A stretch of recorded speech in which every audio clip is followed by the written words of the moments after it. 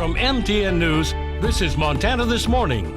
If you're west of Billings in Montana, you're in bear country. Coming up, we're going to take a look at why the governor recently declared September as Bear Aware Month. Did you know suicide is the second leading cause of death among college students? I'll tell you how Montana Tech is addressing this issue. In an effort to promote early childhood literacy, Governor Grizzly visited Bryant Elementary this Monday morning.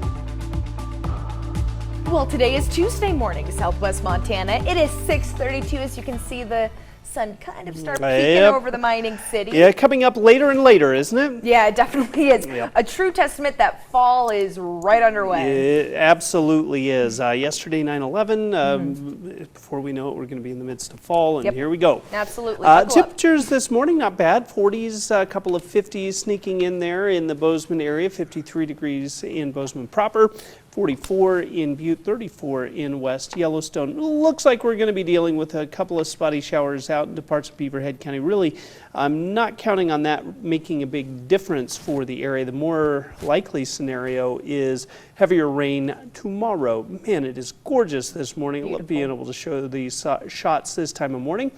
Upper 70s to low 80s through the afternoon. Pleasant, light wind, an outdoorable type of day for today. We'll talk more about what you can expect for the rest of the week in just a few minutes. Looking forward to that, Matt. Thank you very much. Now, right off the top, the investigation continues near Big Sky for a grizzly bear that mauled a man on Friday. Morgan Jacobson from Fish, Wildlife and Parks tells MTN News a wildlife team flew over the area near the Yellow Mules trailhead on Saturday, looking for the bear that mauled Rudy Norlander. According to a GoFundMe page for Norlander, he was trying to help hunters try to find and shoot a deer when he came upon two grizzlies. According to his GoFundMe, he attempted to shoot one bear as it jumped on him, but the gun misfired. He was taken by helicopter to Bozeman Health and then later to the University of Utah Medical Center, where he remains in critical condition. Jacobson says an FWP team will go back to the area today to see if the bear has returned. The Custer-Gallatin National Forest has closed the area, and they tell MTN that it will remain closed until the investigation is complete. And we've reported on this a lot this year. Grizzly bears being seen in places either they haven't been seen in years or sometimes ever before.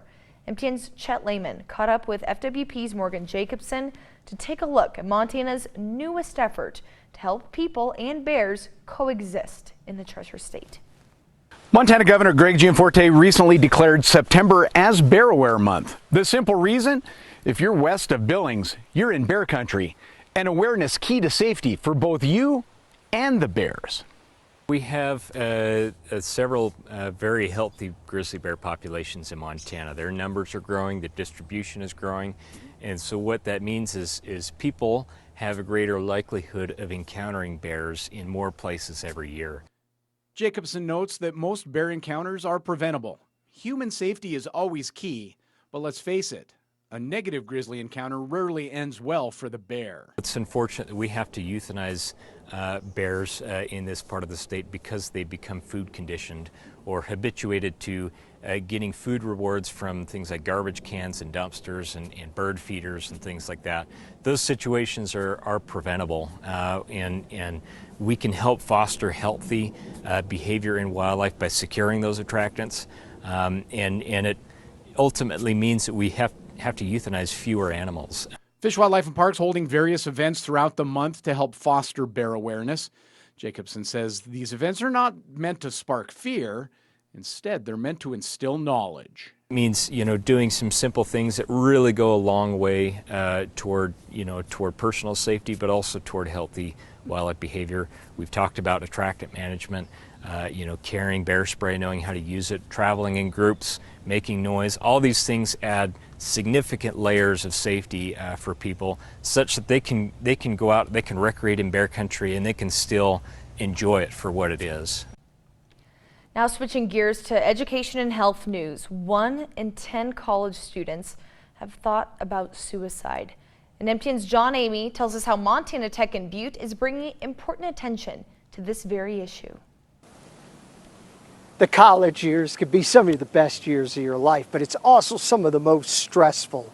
And suicide is a major issue among students on colleges all across the country. And that's why Montana Tech is not afraid to address this dark issue. Suicide is the second leading cause of death in college students currently. And so to get information and to have them talk about it is one of the first steps we can do to reducing that. In honor of Suicide Prevention Month, students from the Butte campus's nursing program set up interactive stations in the student union to give students information about this issue. We made sure to make it very interactive so that, people wouldn't just walk by the booths. They'd come pour shots, as well as do some golf, just test their, see what their judgment is like. Along with mental health, nurses warned fellow students about the dangers of excessive drinking. And here in Butte, there's not a lot of resources for mental health. So a lot of people here are, falling towards alcohol as a coping mechanism for it. One of the stations gave away coloring pages that had curse words on them as a stress reliever. So Kimmy tells me here that you can actually swear, or even writing down a curse word can reduce stress. Now, I never knew that. Well, that's because you're You feel better now? Yeah. I think just being aware of what you can do if you do see it when that time does come is super important, because, you could be the person that helps someone through a really dark time. And that is super, super important. Like, you could be what saves them ultimately. This was just one of many activities that is going on at Montana Tech as part of Homecoming Week.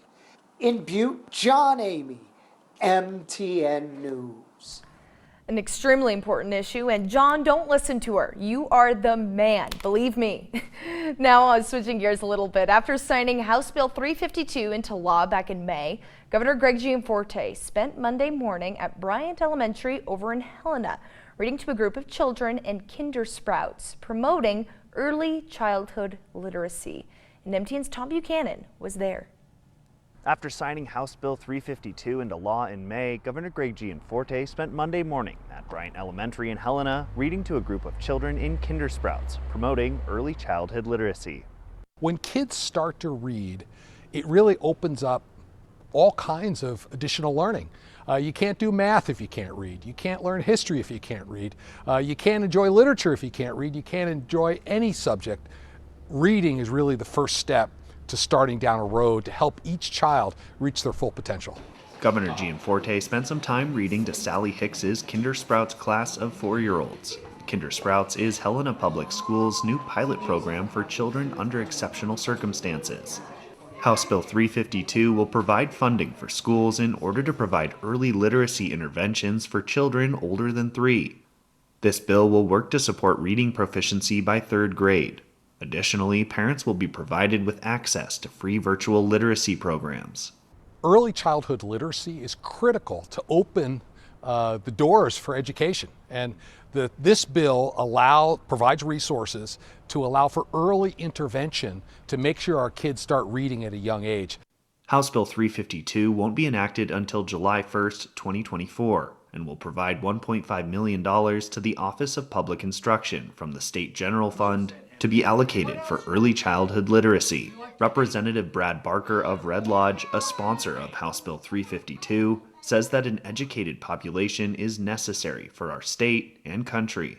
I just think that education is one of the most important things that we do as a society. I think it was Thomas Jefferson that probably said it best when he said that an educated population, or words to that effect, an educated population is the repository of a republic. And if we don't have an educated population, it's hard for us to be able to maintain the standards of a free society. Additionally, the governor highlighted First Lady Susan Gianforte's initiative, the Dolly Parton Imagination Library. The program is currently available in every zip code in Montana and offers eligible children a free, age-appropriate book every month. Reporting in Helena, Tom Buchanan, MTN News.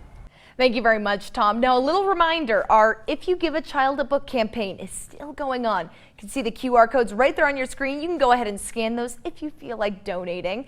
Now, you can help put books into the hands of local children. And your donation, it stays right here in Southwest Montana, and it will help buy books for kids in kindergarten through 3rd grade. And to donate, of course, you can scan those QR codes or you can head over to our websites. Now, before we take a quick break, I wanted to share this with you. Veterans at the Columbia Falls Veterans Home received a very special honor. The Quilts of Valor Foundation awarded about 54 veterans with handmade quilts to honor their service and sacrifice to the country. Each quilt has the name of the veteran and the people who quilted it on the patch. Quilts of Valor began 20 years ago and has given out 357,000 quilts so far. Friends and family joined the veterans for the ceremony, and these quilts are meant to comfort and to heal the veterans. One of the things is many Vietnam veterans specifically didn't get thanked when they came home. And it's wonderful to be able to see the smile on their face. Some have tears, some are humbled, some just smile. It's just very rewarding to be able to see a veteran's reaction to receiving a quilt. And Quilts of Valor gives quilts to active duty members and veterans who are eligible. If you would like to nominate a veteran for a quilt or help create a quilt yourself, you can learn more at qovf.org. Now we're going to take a short break here in Montana this morning, but when we come back, we're going to be talking about college students and their interest in becoming a social media influencer and about some scams looming in that dream.